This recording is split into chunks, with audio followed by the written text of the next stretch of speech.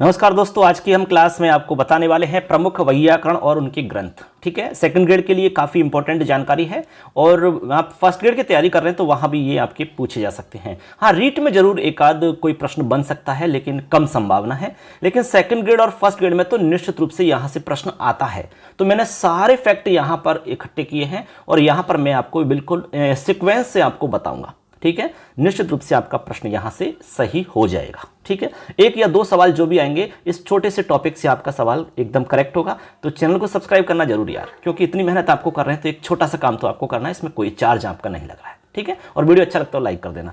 चलो स्टार्ट कर रहे हैं आज का वीडियो। टॉपिक रहेगा प्रमुख वैयाकरण व उनके ग्रंथ। जिस तरह से आप साहित्य में पढ़ते हो उसी तरह से यहाँ पर भी हम याद करेंगे कौन कौन से वैयाकरण है। वैयाकरण का मतलब होता है जो व्याकरण को जानता है, व्याकरण को लिखने वाले होते हैं। जिस तरह शास्त्र को जानने वाला शास्त्रज्ञ होता है उसी तरह व्याकरण को जानने वाला वैयाकरण होता है। उनके कौन कौन से ग्रंथ हैं एक एक को हम बता रहे हैं। सबसे पहला नंबर जयादित्य वामन। देखो जयादित्य वामन का कौन सा ग्रंथ है, ठीक, उसको जानेंगे। रचना समय क्या है वो भी जानेंगे, क्योंकि रचना समय भी पूछा जा सकता है। तो यहां देखिए जयादित्य वामन ने काशी का वृत्ति ग्रंथ लिखा। ग्रंथ का नाम है काशी का वृत्ति। ठीक, अब देखो इसमें टोटल 8 अध्याय हैं दोस्तों। ये छोटी छोटी बातें मैं बता रहा हूं। 8 अध्याय इसमें टोटल हैं। प्रारंभ के जो 5 अध्याय हैं वो तो स्वयं जयादित्य द्वारा रचित हैं। अंतिम जो 3 अध्याय हैं उनको वामन द्वारा रचित हैं, यानी वामन द्वारा उनको लिखा गया है, ऐसा उल्लेख हमें मिलता है। तो ऐसे करके टोटल 8 अध्याय हो जाते हैं। शुरू के 5 अध्याय जयादित्य द्वारा लिखे गए हैं और अंतिम 3 अध्याय वामन द्वारा लिखे गए हैं। इसलिए इस ग्रंथ का नाम एक साथ राइटर में आता है, वैयाकरण में आता है जयादित्य वामन। आप सोच रहे होंगे एक नाम है, एक नाम नहीं है, ये 2 नाम है, यानी जयादित्य अलग है और वामन अलग है, क्योंकि दोनों ने सम्मिलित रूप से लिखा है इसलिए नाम एक साथ आया है। तो इसका रचना समय जो है वो है 700 विक्रम संवत। ठीक, आगे चलिए। दूसरा है हमारा यास्क मुनि। ठीक है, यास्क मुनि जी ने बहुत ही प्रसिद्ध ग्रंथ लिखा है जिसका नाम है निरुक्त। निरुक्तों के बारे में आपको मैं पहले बता चुका हूं, जब मैंने वेदांग बताए थे तो वहां पर निरुक्त का नाम आया था। ठीक है, और ये प्रश्न निरुक्त वाला सवाल बहुत जगह पूछा गया है। तो निरुक्त के अंदर यदि प्रश्न बनता है कि कांड कितने हैं तो इसमें टोटल 5 कांड हैं और अध्याय इसमें टोटल 14 हैं। यहां से भी प्रश्न आपका बन जाता है। जैसे आ गया कि निरुक्त ग्रंथ में कितने अध्याय हैं तो 14 उत्तर होगा, कांड कितने हैं तो 5 उत्तर होगा। इसका रचना समय जो है 800 ईसा पूर्व माना जाता है। कितना है? 800 ईसा पूर्व। ठीक, आगे चलिए। अगला है हमारा रामचंद्र। रामचंद्र जो हमारे वैयाकरण हुए हैं उन्होंने प्रक्रिया कौमुदी लिखी है। इसमें पूरी प्रक्रिया के बारे में बताया गया है। प्रक्रिया कौमुदी नाम है इनके ग्रंथ का। तो मान लो प्रश्न आया कि प्रक्रिया कौमुदी ग्रंथस्य वैयाकरण है क्या, कौन वैयाकरण है, किसकी रचना है, तो रामचंद्र नाम आएगा। इनका जो रचना समय है वो है 1400 विक्रम संवत। क्लियर, आगे चलिए। आगे है धर्मकीर्ति। धर्मकीर्ति जो हमारे वैयाकरण हुए हैं इन्होंने रूपावतार लिखा है ग्रंथ। ग्रंथ का नाम है रूपावतार।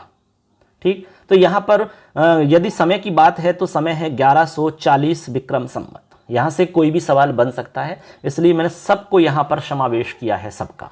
इससे बाहर कम संभावना है, 1% संभावना है। ऐसे तो कोई गारंटी नहीं देता, लेकिन फिर भी हमने पूरी मेहनत करके यहां पर संकलन किया है। ठीक, आगे चलिए। आगे है भर्तृहरि। भर्तृहरि जी ने जो लिखा है बहुत ही फेमस ग्रंथ है, नाम है वाक्यपदीयम।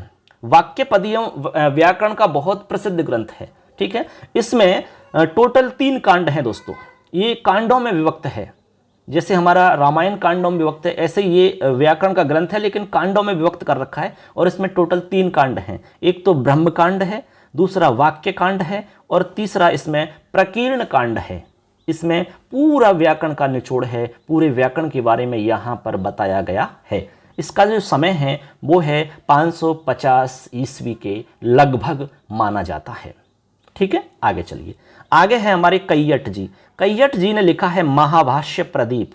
महाभाष्य प्रदीप इनके ग्रंथ का नाम है और रचना समय है 1100 विक्रम संवत। यहां तक कोई दिक्कत आपको नहीं है। बार बार इनको आप सुनते रहोगे तो निश्चित रूप से याद हो जाएगा। नोट्स आप बना सकते हो, डेली आप उनको देखिए तो अच्छे से याद हो सकते हैं। ये तो एक प्रकार से आपको रटने ही पड़ेंगे। बार बार देखोगे, बार बार पढ़ोगे तो अपने आप रट जाते हैं फिर वो। आगे सुनिए, बिमल सरस्वती। बिमल सरस्वती हमारे वैयाकरण हुए हैं। इन्होंने ग्रंथ लिखा है रूपमाला। ठीक है, रूपमाला नाम से इनका ग्रंथ है और इसका रचना समय जो है वो है 1400 विक्रम संवत। आगे चलिए, आगे है हरदत्त जी। हरदत्त जी हमारे वैयाकरण हुए हैं। इन्होंने लिखा है पदमंजरी नामक ग्रंथ।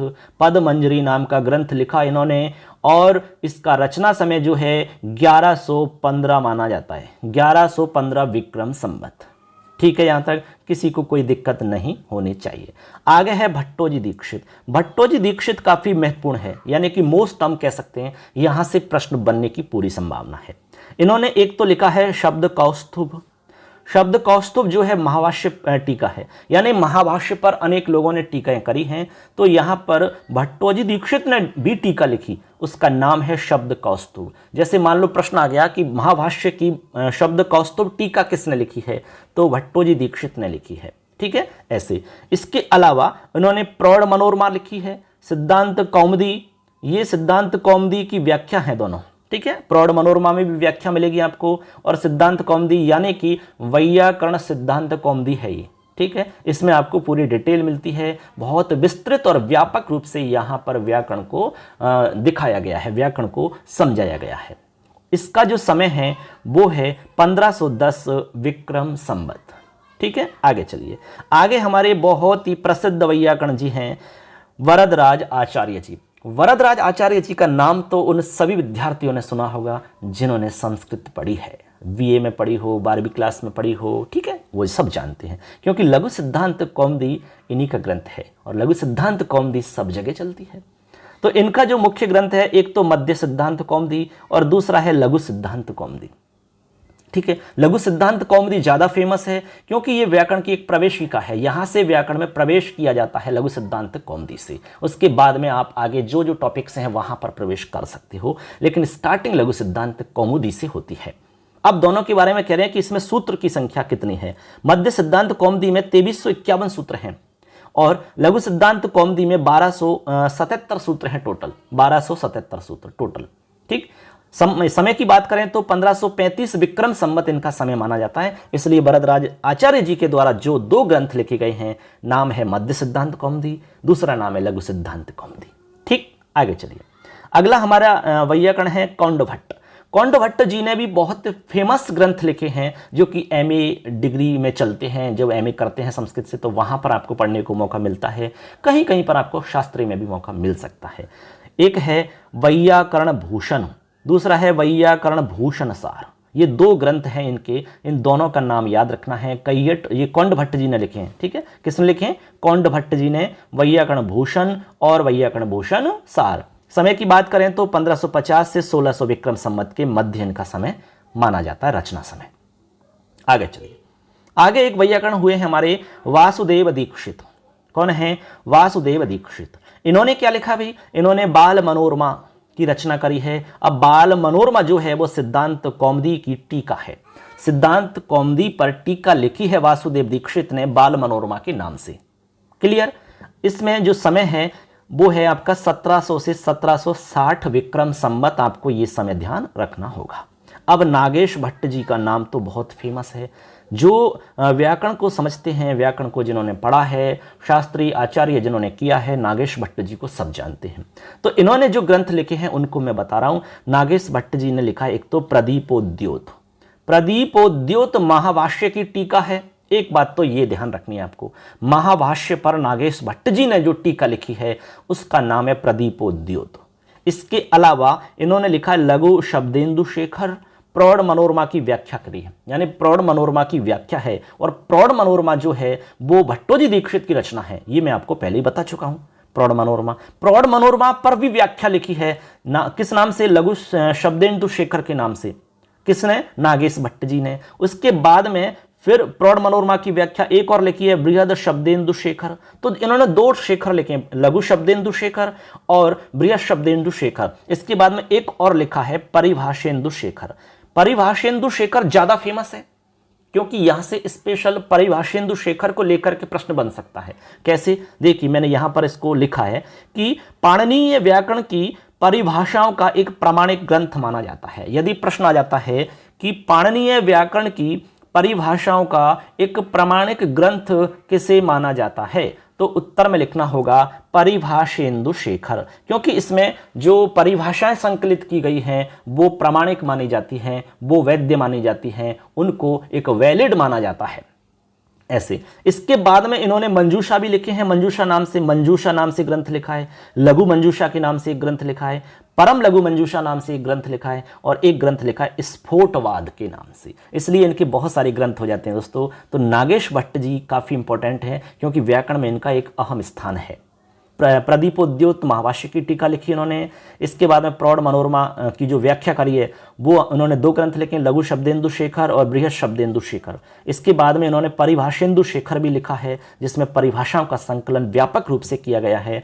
उसको हम पाणिनीय व्याकरण की परिभाषाओं का प्रामाणिक ग्रंथ भी कहते हैं।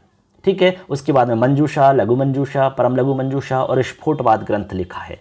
उसके बाद में आगे है हमारा मंडन मिश्र जी। मंडन मिश्र जी ने लिखा है स्फोट सिद्धि, ग्रंथ का नाम है स्फोट सिद्धि। ठीक, क्लियर। इसमें टोटल 1277 सूत्र हैं दोस्तों।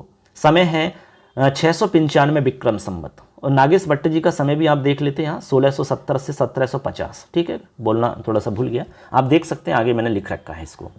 वासुदेव दीक्षित, अच्छा रिपीट हो गया है, पहले आ चुका है, वैसे कोई प्रॉब्लम नहीं है, ये पहले भी हमने लिख दिया है। देखिए यहाँ इससे पहले 12 नंबर पे आ गया है।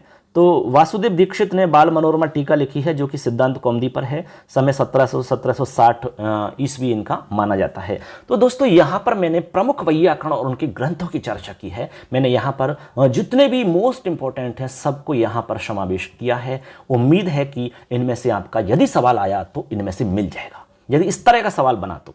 ठीक है, ये आपको याद होने चाहिए बस। अब याद कैसे होंगे? बार बार पढ़िए, बार बार देखिए, बार बार सुनिए, क्योंकि सुनने और देखने से चीज़ें जल्दी याद होती हैं, ये साइकोलॉजी कहता है ऐसा। तो आप देखो और सुनो, नोट्स बना लो, फिर उसके बाद में आप बार बार उनको सुनते रहिए और बार बार उनका रिवीजन करते रहिए, एकदम कंठस्थ हो जाएंगे। अब इसमें मैं आपको 2 बात और बता रहा हूँ। ठीक है, वो आपको एक मतलब अतिरिक्त बातें हैं, लेकिन वो इंपॉर्टेंट बातें, इसलिए मैं आपको ऐड कर रहा हूँ। चलिए मैं वो भी इसमें बता देता हूँ आपको। तो चलिए दोस्तों, मैं आपको यहाँ पर कुछ अतिरिक्त चीज़ें हैं जो विशेष हैं और महत्वपूर्ण हैं, वो मैं आपको बता रहा हूँ। देखिए यहाँ पर भट्टोजी दीक्षित से संबंधित कुछ तथ्य हैं जो कि इम्पोर्टेंट हैं एग्जाम के हिसाब से, इसलिए मैं आपको यहाँ पर थोड़ा सा विस्तृत करके बता रहा हूँ। भट्टोजी दीक्षित, ठीक है, इस तरह से आप यहाँ पर जानेंगे कि इसमें क्या विशेष है। भट्टोजी दीक्षित से संबंधित वैसे तो आपको मैं बता चुका हूँ, शब्द कौस्तु, महाभाष्य टीका, प्रौढ़ मनोरमा, सिद्धांत कौमुदी, लेकिन इसके अतिरिक्त और भी जानकारी है। ठीक है, एक प्रकार से जीवनी से इनकी संबंधित जानकारी मान लो। देखो समय की यदि हम बात करें तो समय तो मैं आपको बता चुका हूँ, तो यहाँ पर समय इनका याद रखना है भट्टोजी दीक्षित का। पहले मैंने रचना समय बताया था, अब यहाँ पर इनका समय आपको याद रखना है 1600 ईस्वी से 1650 ईस्वी। ठीक है, ये तो इनका समय याद रखना होगा आपको। क्लियर है यहाँ तक? इसके बाद में आगे देखिए, आगे आपको निवास स्थान ध्यान रखना है। यदि प्रश्न बनता है कि भाई इनका निवास स्थान कहाँ पर है, तो निवास स्थान में आपको ध्यान रखना है महाराष्ट्र। क्या याद रखना है? महाराष्ट्र। क्लियर है? भट्टोजी दीक्षित जी की हम बात कर रहे हैं। इसके बाद में इनके पिता का नाम याद रखना है। पिता का नाम याद रखना है लक्ष्मीधर। क्या याद रखना है? लक्ष्मीधर। ठीक है, माता का नाम उल्लेख मिलता नहीं है कहीं, इसलिए मैंने यहाँ पर इंक्लूड नहीं किया है। पिता का नाम लक्ष्मीधर ऐसा मिलता है। क्लियर यहाँ तक? अब मैं इनको मिटा देता हूँ, उसके बाद में दूसरी जो चीज़ें हैं वो भी इसमें प्लस कर देता हूँ, तो आप इसको नोट कर सकते हैं, स्क्रीनशॉट ले सकते हैं। चलिए मैं ये चीज़ मिटाता हूँ और उसके बाद में इसमें जो और जानकारी है वो मैं यहाँ पर आपको बता रहा हूँ। तो ये काफ़ी इंपॉर्टेंट जानकारी थी दोस्तों, इसलिए मैंने यहाँ पर सोचा कि इसको अलग से अतिरिक्त बता देता हूँ आपको, थोड़ा हो सकता है प्रश्न बन सकता है। अब एक है इनके गुरु कौन है इनके, तो ये प्रश्न भी बन सकता है, इसलिए मैं आपको इसको भी बता रहा हूँ। शेष कृष्ण इनके गुरु का नाम है। शेष कृष्ण इनके गुरु हैं, ये आपको ध्यान रखना है, शेष कृष्ण। ठीक, इसके बाद में रचना की बात करें तो वैसे रचना हम बता चुके हैं आपको। ठीक है, देखिए रचना के बारे में तो ऑलरेडी पहले बता दिया है। वैयाकरण सिद्धांत कौमुदी इनकी रचना है, जिसको हम सिद्धांत कौमुदी भी कहते हैं। इसमें आपको सिद्धांत कौमुदी जो है उसके लिए आपको थोड़ा सा ध्यान रखना है। सिद्धांत कौमुदी या वैयाकरण सिद्धांत कौमुदी एक ही बात है। सिद्धांत कौमुदी या व्याकरण सिद्धांत कौमुदी, उससे कोई नाम में अंतर नहीं है। यहाँ पर याद रखना है कि व्याकरण शास्त्र का ये प्रथम प्रकरण ग्रंथ है। व्याकरण शास्त्र का ये प्रथम प्रकरण ग्रंथ माना जाता है। मैं यहाँ नोट कर देता हूँ, व्याकरण शास्त्र का, ठीक है, ये प्रथम प्रकरण ग्रंथ है भाई, प्रकरण ग्रंथ।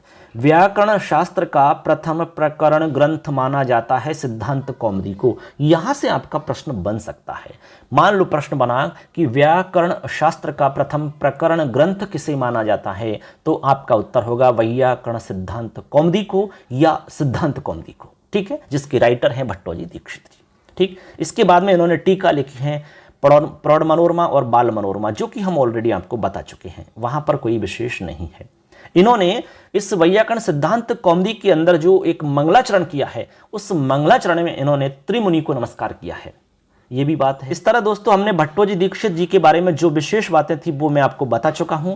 एक बात और आपको मैं बता रहा हूं कि मंगलाचरण इन्होंने जो किया है वैयाकरण सिद्धांत कौमुदी में, उस मंगलाचरण में इन्होंने त्रिमुनि को नमस्कार किया है। त्रिमुनि हमारे जैसे कि पाणिनि है, कात्यायन, पतंजलि, उनको नमस्कार किया है। मुनित्रयम नमस्कृत्य ऐसा लिखा है उन्होंने, ठीक है। तो ये आपकी पूरी जानकारी हो जाती है। समय आपको बता दिया है। निवास स्थान महाराष्ट्र याद रखना है, पिता लक्ष्मीधर याद रखना है, गुरु शेष कृष्ण याद रखना है, रचना में वैयाकरण सिद्धांत कौमुदी याद रखनी है, ठीक है।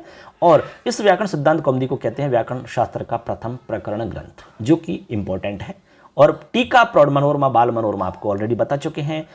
सिद्धांत कौमुदी का जो मंगलाचरण है उसमें त्रिमुनि को नमस्कार किया है इन्होंने, मुनित्रयम नमस्कृत्य ऐसा लिखा है। अब अगला एक और मैं बता रहा हूँ वरदराज आचार्य जी के बारे में, उनसे रिलेटेड कुछ यहाँ पर फैक्ट इंपॉर्टेंट हैं जो कि मैं यहाँ इंक्लूड कर रहा हूँ।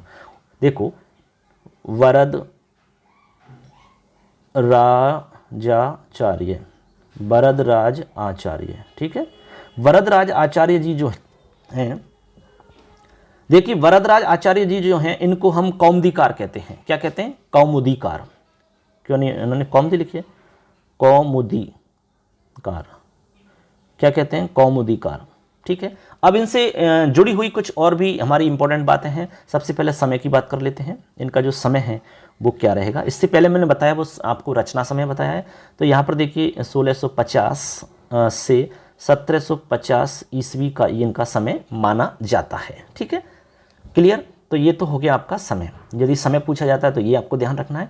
और वरदराज आचार्य जी से रिलेटेड जैसे पिता का नाम है, तो पिता का नाम मैं आपको यहाँ नोट कर रहा हूँ। देखिए मैं ऊपर से मिटा देता हूँ, यहाँ पर मैं पिता का नाम बता रहा हूँ। पिता, तो पिता का नाम याद रखना है दुर्गा तनय। दुर्गा तनय इनके पिता का नाम है, वरदराज आचार्य जी के पिता का नाम। और गुरु इनके कौन थे? ये भी बहुत बढ़िया प्रश्न है आपका। गुरु भट्टोजी दीक्षित जी इनके गुरु थे। कौन है? भट्टोजी दीक्षित, जिनके बारे में हम अभी काफ़ी सारी जानकारी आपको बताई थी हमने। तो भट्टोजी दीक्षित जी जो हैं इनके गुरु हैं। वही किनके गुरु हैं? ये वरदराज आचार्य जी के गुरु हैं। तो इनके गुरु जब इतने महान हों तो फिर वरदराज आचार्य जी जो इनके शिष्य हैं वो भी महान हैं, वो भी कम नहीं है। बहुत बड़े विद्वान थे, इन्होंने बहुत कुछ लिखा है संस्कृत के लिए, ठीक है। अब इनकी रचना की हम बात करें दोस्तों, तो रचनाओं में वैसे मैंने आपको बता दिया, लघु सिद्धांत कौमुदी इनकी रचना है, मध्य सिद्धांत कौमुदी इनकी रचना है, और एक रचना और आपको लिखनी है सार सिद्धांत कौमुदी, ठीक है। सार सिद्धांत कौमुदी मैं चलो इसमें लिख के बता देता हूँ। वरदराज आचार्य जी की रचनाएं मैं आपको लिख के बता रहा हूँ यहाँ पर। एक रचना तो इनकी लघु सिद्धांत कौमुदी है दोस्तों, लघु सिद्धांत कौमुदी, ठीक है। उसके बाद में एक है आपकी मध्य सिद्धांत कौमुदी, ठीक है। एक हो गई, दूसरी, तीसरी एक है इनकी सार सिद्धांत कौमुदी, सार सिद्धांत कौमुदी, ठीक है। ये तीन रचनाएं, लघु सिद्धांत कौमुदी, मध्य सिद्धांत कौमुदी, सार सिद्धांत कौमुदी। अब यहाँ पर कह रहे हैं कि जो लघु सिद्धांत कौमुदी है हमारी, ठीक है, लघु सिद्धांत कौमुदी विशेष बहुत ही इंपॉर्टेंट है। तो लघु सिद्धांत कौमुदी ये जो हमारी है, ये इसको हम कहते हैं भाई, क्या कहते हैं इसको? इसको कहेंगे पाणिनीय व्याकरण की प्रवेशिका। पाणिनीय व्याकरण की प्रवेशिका कहते हैं दोस्तों इसको। पाणिनीय व्याकरण की प्रवेशिका है, क्योंकि यदि आप पाणिनीय व्याकरण में प्रवेश करना चाहते हो तो लघु सिद्धांत एक रास्ता है प्रवेश करने का। ये एंट्री द्वार है, प्रवेश द्वार हम इसको कह सकते हैं। उसके थ्रू आप जाइए तो निश्चित रूप से आपको व्याकरण समझ में आएगी, अच्छे से सब कुछ क्लियर होता चला जाएगा। क्योंकि प्रवेश द्वार में आपको एंट्री करनी होती है। यदि आप प्रवेश द्वार में नहीं जाओगे तो डायरेक्ट आप नहीं पहुंच सकते। इसलिए इसको हम कहेंगे पाणिनीय व्याकरण की प्रवेशिका, ठीक है, उसमें बहुत अच्छे से बिल्कुल जीरो स्तर से वहाँ से आपको बताया गया है। 1277 सूत्र उसमें हैं। 1277 सूत्र समझने के बाद में हम आगे बढ़ जाते हैं, उसके बाद में हमें सब कुछ स्पष्ट होने लगता है। तो इस तरह से मित्रों यहाँ पर मैंने आपको कुछ इंपॉर्टेंट वैयाकरण और उनके ग्रंथों की चर्चा यहाँ पर की है, क्योंकि यहाँ से आपका प्रश्न जरूर बन जाता है। तो इस तरह से आप सभी वीडियोज को आप अच्छे से देखते रहें। इस तरह से दोस्तों हमारे डेली क्लासेज आपको मिलती रहती हैं, ऐप के ऊपर भी आपको क्लासें मिल रही हैं, और उसमें टेस्ट सीरीज जल्द आपको स्टार्ट होने वाली है। उसमें जो हम नोट्स आपको बना रहे हैं वो सारे के सारे PDF नोट्स आपको ऐप पर मिल जाएंगे। इस तरह से आपको बहुत आसान तरीके से मैंने यहाँ पर समझाने का प्रयास किया है, और उम्मीद है कि आपको अच्छे से समझ में आ गया होगा। ठीक है, तो अभी हमारे जो ऐप है मोबाइल एप्लीकेशन, उसको आप डाउनलोड करें और उस पर जो क्लास हमारी चल रही है उस क्लास को अभी आप ज्वाइन करिए। ये हमारा मोबाइल एप्लीकेशन है, मिशन करियर क्लासेज। इस पर हमने सेकंड ग्रेड संस्कृत का कोर्स यहाँ पर बनाया हुआ है, वो चालू है हमारा। इसके अलावा साइकोलॉजी जो है उसका हमारा सेकंड ग्रेड और रीड का जो कोर्स है वो चल रहा है। यहाँ पर संस्कृत का कोर्स आपको बहुत सस्ता मिलेगा, 1151 रुपये में, कोई बड़ी कीमत नहीं है। और 251 रुपये में साइकोलॉजी का कोर्स मिल रहा है, जो कि बहुत बड़ी कीमत नहीं है, एकदम सस्ता है, लेकिन अच्छा मैटर आपको उपलब्ध करवाएंगे, ये हमारा वादा है। ठीक है, आप देख सकते हो, पढ़ सकते हो, और यूट्यूबर्स के आप देख सकते हो, और लोगों की वीडियो देख सकते हो, उनसे आप मैच कर सकते हो, और समझाने का तरीका आपको अच्छा लग रहा है तो आप निश्चित जुड़िए, उसमें कोई दिक्कत नहीं है, ये कोई बहुत बड़ी कीमत नहीं है। ठीक है, बस हमारा उद्देश्य है कि आप लोगों को फ़ायदा हो, आपका जॉब मिले, आपको नौकरी मिले, उसके बाद में आप भी थोड़ा सा याद रख सकेंगे कि सर ने हमें एक गाइडेंस दिया था और हमें पढ़ाया था, उसके वजह से आज हम जॉब कर रहे हैं। बस ये उद्देश्य हमारा है। इसके बाद में आपने जो ज्ञान हमसे प्राप्त किया उसको आप बांटिए, अपने दोस्तों को बताइए, अपने और मित्रों को बताइए, उनको भी फ़ायदा मिलना चाहिए, और उनकी भी जॉब लगती है तो उसमें आपको खुशी मिलनी चाहिए। ऐसा एक हमारा एक प्रयास है, लगातार इसको हम बढ़ा रहे हैं आगे, ऐप के माध्यम से, यूट्यूब के माध्यम से। ठीक है, जैसे हम कर सकते हैं वो हम पूरा प्रयास कर रहे हैं। तो हमारी जो क्लासें हैं अब बहुत जल्द हम आपको डिजिटल बोर्ड के माध्यम से क्लास स्टार्ट करने वाले हैं दोस्तों। तो बस तैयार हो जाइए और अपने दोस्तों को शेयर कर दीजिए, और एक छोटा सा काम करके जरूर जाना है दोस्तों। यदि आपने पूरा वीडियो देख ही लिया है, यदि आपको अच्छा लग रहा है, तो फिर चैनल को सब्सक्राइब करने में कोई बुराई नहीं है। चैनल को सब्सक्राइब जरूर करिए यार, इसमें आपका कोई पैसा नहीं लग रहा है, इसमें कोई चार्ज नहीं है आपको, ये तो काम कर ही सकते हैं, फ्री का काम है तो यार, हमें थोड़ा मोटिवेशन मिलेगा इससे, और अच्छा काम आपको करेंगे, अच्छी मेहनत आपको। तो इस तरह से हमारी आज की वीडियो संपन्न होती है दोस्तों। धन्यवाद सबके लिए। जय हिंद, जय तु भारतम, जय तु संस्कृतम। मिलेंगे नेक्स्ट वीडियो के साथ, तब तक के लिए अपना ध्यान रखें।